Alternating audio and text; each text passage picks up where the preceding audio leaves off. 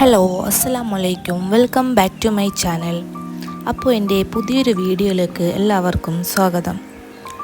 Video subscribe ചെയ്യാതെ കാണുന്നവരുണ്ടെങ്കിൽ ഒന്ന് സബ്സ്ക്രൈബ് ചെയ്യണേ, ബെല്ലൈക്കൺ അമർത്തണേ. അപ്പോൾ ഇന്ന് എൻ്റെ പുതിയ വീഡിയോയിൽ വന്നിരിക്കുന്നത് ഞാൻ വൈപ്പിനെ കുറിച്ച് നിങ്ങൾക്ക് പരിചയപ്പെടുത്തി തരാനാണ്. വൈപ്പിൻ ഓൾമോസ്റ്റ് എല്ലാവർക്കും അറിയാവുന്നതും കണ്ടിട്ടുള്ളതുമായ ഒരു പ്ലേസാണ് വൈപ്പിൻ. എനിക്ക് തോന്നുന്നു എറണാകുളം ജില്ലയിലെ ഒരു ടൂറിസ്റ്റ് പ്ലേസ് എന്ന് നമ്മൾ ആലോചിക്കുമ്പോൾ ആദ്യം മൈൻഡിൽ വരുന്ന സ്ഥലങ്ങളിൽ പെട്ടതാണ് വൈപ്പിൻ, കൊച്ചി എന്നിങ്ങനെ. എറണാകുളം ജില്ലയിലെ ഒരു ഗ്രാമം, അതാണ് വൈപ്പിൻ. 1343 ഒരു പ്രളയത്തിലാണ് ഈ ദ്വീപ് രൂപം കൊണ്ടത്. 26 കിലോമീറ്റർ നീളവും 2.5 കിലോമീറ്റർ വീതിയുമാണ് ഈ ദ്വീപിൻ്റെ പ്രത്യേകത. കടൽ ക്ഷോഭത്താൽ രൂപം കൊണ്ട ദ്വീപായതുകൊണ്ടാണ് വൈപ്പ് എന്ന് ഇതിന് പേര് വന്നത്. ലോകത്തിലെ തന്നെ ഏറ്റവും കൂടുതൽ ജനസാന്ദ്രതയുള്ള ദ്വീപ് ഈ വൈപ്പിൻ തന്നെയാണ്. തെക്ക് കൊച്ചി അഴി, വടക്ക് മുനമ്പം അഴി, കിഴക്ക് കൊച്ചി കായൽ, പടിഞ്ഞാറ് അറബിക്കടൽ എന്നിങ്ങനെയാണ് വൈപ്പിൻ കരയുടെ അതിർത്തിയെ പറയുക.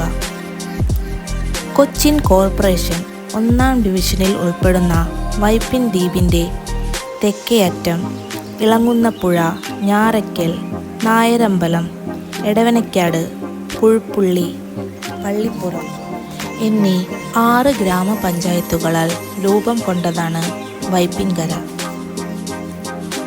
വൈപ്പിൻ കരയുടെ വടക്കേ അറ്റത്ത് സ്ഥിതി ചെയ്യുന്ന മുനമ്പം അഴിയാണ് മുസിരിസ് ബീച്ചായി നമ്മൾ അറിയുന്ന കൊടുങ്ങല്ലൂർ തുറമുഖം. 1341 പ്രളയത്തിൽ ഈ തുറമുഖത്തിന് തീരെ ആഴം ഇല്ലാതെയായി. ടൂറിസ്റ്റുകളുടെ പ്രധാന സന്ദർശന കേന്ദ്രങ്ങളായ Puthuvype beach, Cherai beach, Pulpally beach എന്നിവ വൈപ്പിൻ കരയുടെ പടിഞ്ഞാറ് ഭാഗത്താണ് ഉള്ളത്. കിഴക്കൻ അതിർത്തിയായ കൊച്ചി കായലിൻ്റെ തീരത്ത് നിന്ന് നോക്കിയാൽ വല്ലാർപാടം, പറമ്പുകാട്, കടമക്കുടി, ചാത്തനാട്, ഏഴിക്ക് എന്നീ ദ്വീപുകളുടെ ഭംഗി നമുക്ക് ആസ്വദിക്കാം. കടലും കായലും ചുറ്റപ്പെട്ട് കിടക്കുന്ന കരയായതിനാൽ മത്സ്യബന്ധനവും ഫിഷിംഗ് ഹാർബറുകൾ വഴിയുള്ള വ്യവസായമാണ് ഇവിടുത്തെ പരമ്പരാഗത തൊഴിലുകൾ. ദ്വീപിലെ കായലോരങ്ങളിലും അഴിമുഖങ്ങൾക്കരികിലും ഇന്നും ധാരാളം ചീനവലകൾ കാണാം.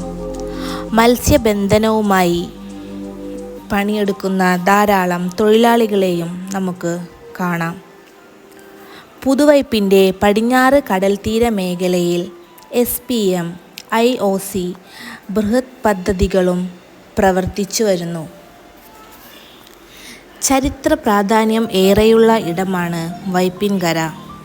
ഇന്ത്യയിൽ യൂറോപ്യർ ഏറ്റവും ആദ്യം നിർമ്മിച്ച കോട്ട എന്ന പദവി വൈപ്പിൻ ദ്വീപിലെ പള്ളിപ്പുറം കോട്ടയ്ക്കാണ്.